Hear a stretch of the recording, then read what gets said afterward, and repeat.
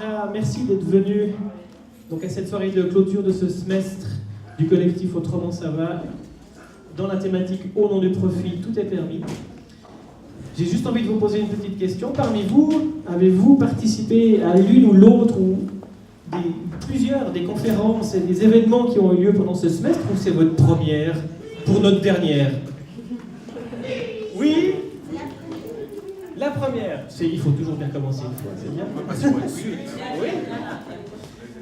Donc, juste quelques mots pour vous dire, voilà, vous êtes dans un des 4 lieux de cette année qui a accueilli ce semestre, donc c'est Pôle Sud. Si c'est votre première fois chez nous, en quelques mots, Pôle Sud, c'est le centre de l'Union syndicale vaudoise. On existe depuis à peu près 50 ans, mais 25 ans à peu près dans ces locaux, actifs dans tout un tas de domaines. Et on se reconnaissait passablement dans les intentions derrière ce collectif, c'est pour ça qu'on l'a rejoint. Et on a l'honneur d'accueillir la soirée de clôture cette année. Et maintenant, je vais laisser la place à Pierre Flat de Alliance Sud Infodoc, je le dis juste. C'est ça, exactement. Pour le mot officiel de clôture. Voilà. Alors, bonsoir tout le monde, merci d'être là. Merci d'être, je vais essayer de parler dans le micro. Merci d'être là ce soir pour ce précisément. Il vient à moi. Voilà, mais ça y est. Voilà. Encore un. Voilà, autrement ça va. Donc, merci d'être là pour cette soirée de clôture de ce premier cycle, donc le cycle de ce collectif Autrement ça va. Donc, peut-être rappeler qui est Autrement ça va, qui se trouve derrière ce collectif. Donc, comme disait Greg tout à l'heure, il y a d'abord Pôle Sud. Il y a également, je ne sais pas si on peut dire un frère, ou je sais pas, la maison de quartier Sougar. Et il y a également l'Espace Dickens, qui se trouve également près de la gare, qui est connu pour ses cycles de conférences, entre autres, qu'il organise depuis plusieurs années. Et puis il y a Alliance Sud Infodoc, que je représente ce soir, qui est aussi un espace de discussion et de rencontres et de conférences, etc., mais qui est avant tout un centre de documentation sur les rapports Nord-Sud, qui est ouvert tous les jours pour ceux que ça intéresse.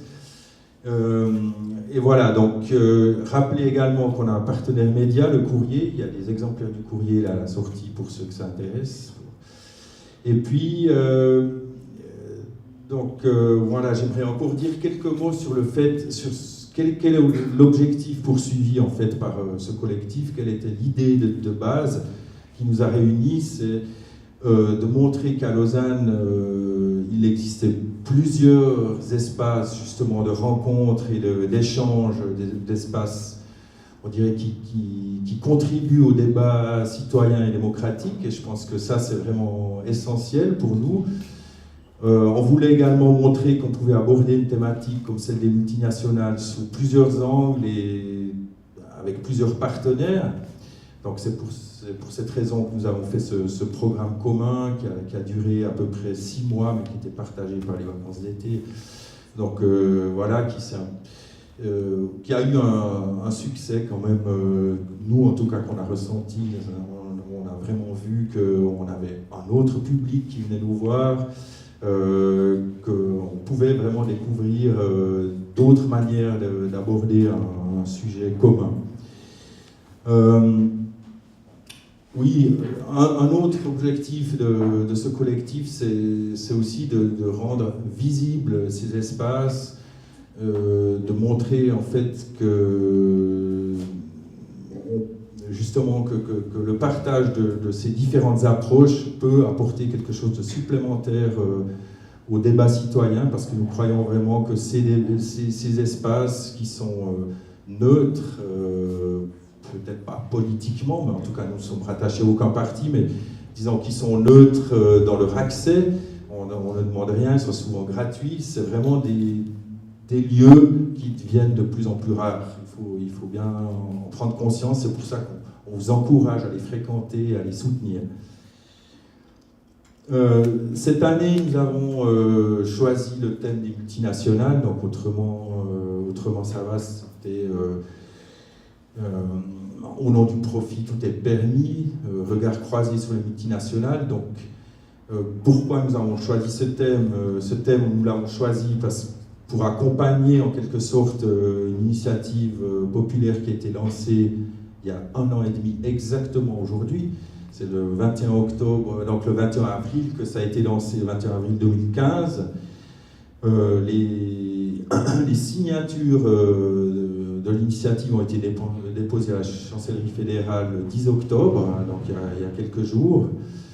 Et ce soir, nous avons la chance d'avoir Béatrix Nizer, qui est la coordinatrice romande de l'initiative, qui est là avec nous et qui va nous dire quelques mots sur ce qui attend les 80 organisations qui soutiennent cette initiative depuis maintenant plusieurs années, et de voir que bon, on a fait une première victoire d'étape, on dira, puisqu'on a récolté les 120 000 signatures, mais que maintenant il y a une autre partie qui va se jouer, et puis je vais lui passer la parole quelques minutes.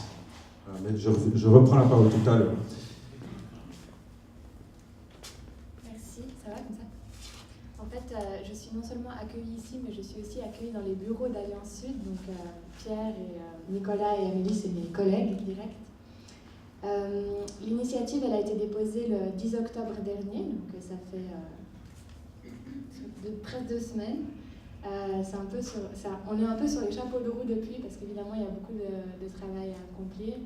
Vous avez sûrement vu dans la presse, donc on a déposé 120 000 signatures valides, mais on avait recueilli plus de 150 000 signatures. On n'avait pas l'argent de toutes les faire vérifier. Donc aujourd'hui, ça fait exactement 1 an et demi. Je crois qu'il y a eu énormément qui a été fait dans cette année et demie. Non seulement la récolte de signatures, je suis sûre que vous avez tous fait signer vos amis, mais aussi toute une prise de conscience en fait pour la population. Même si le thème de la responsabilité des multinationales il était à l'agenda politique, puisqu'on avait plus de 25 interventions parlementaires qui avaient été faites dans ce sens depuis la pétition, peut-être vous vous souvenez de la pétition Droits sans frontières. Et en fait, Droits sans frontières, c'était avant en fait l'initiative. Et puisque le Conseil fédéral et le Parlement n'ont pas pris de mesures pour responsabiliser nos multinationales, il fallait bien accroître la pression, et c'est pour ça qu'on a fait cette initiative. On est comme un grand navire.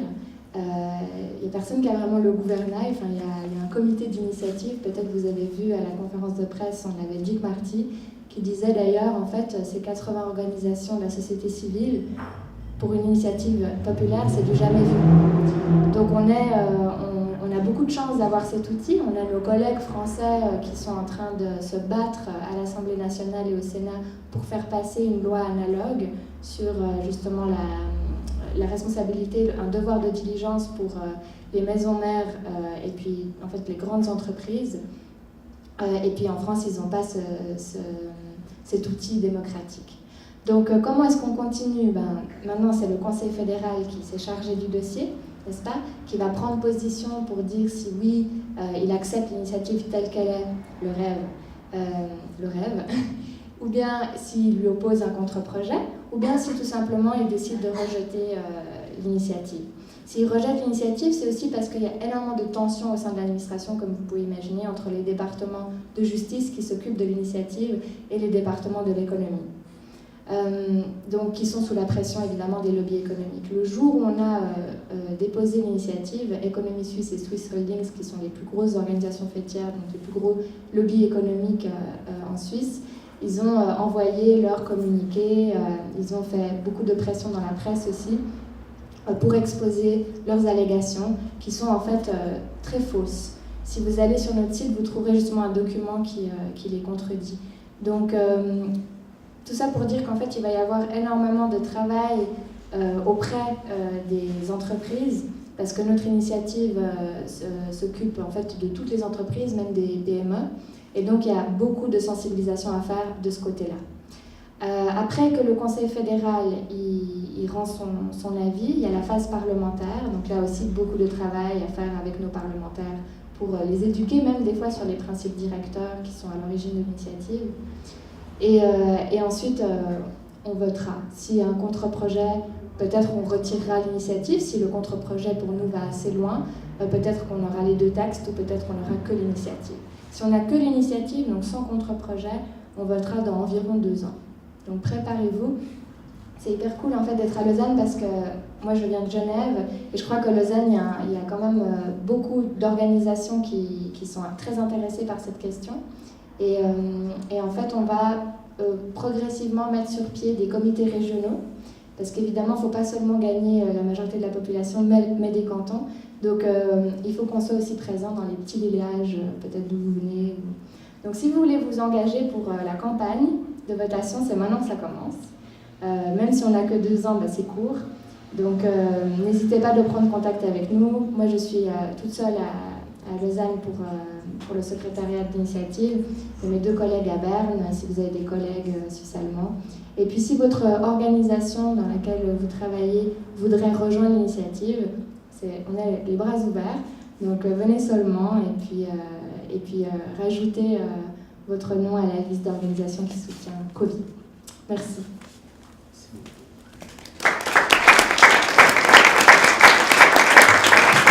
Merci Béatrice.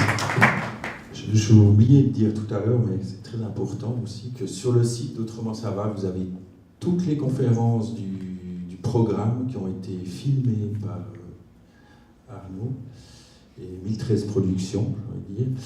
Donc vous pouvez toujours les voir si vous ne les avez pas vus et si vous avez envie de revoir l'une ou l'autre de ces débats ou de ces conférences. Maintenant, j'arrive un petit peu au cœur de l'annonce, de cette annonce, puisque parallèlement à ce programme, nous avons aussi lancé un concours de contes utopiques. Donc nous avons reçu un certain nombre de contes. Le collectif s'est réuni il y a une semaine environ pour discuter, pour évaluer, pour décider qui serait le conte gagnant. Et ce soir, on a le plaisir, le privilège d'avoir les 2 auteurs, c'est un couple, Florence Frossard et Loïc Studer, pour un vent de stochocratie. Alors vous leur demanderez à eux ce que c'est que la stochocratie, si jamais, ou vous le comprendrez peut-être à la fin du conte. Donc je vous laisse peut-être la parole directement, et puis après, sans transition, on va passer le micro, la parole et tout, à l'équipe de la comédie musicale improvisée, pardon, voilà. Ouais. Et on se réjouit de voir ce qu'ils nous ont concocté sur le sujet. Alors, Florence et Loïc, je vous laisse dire. Je crois qu'on peut déjà les applaudir.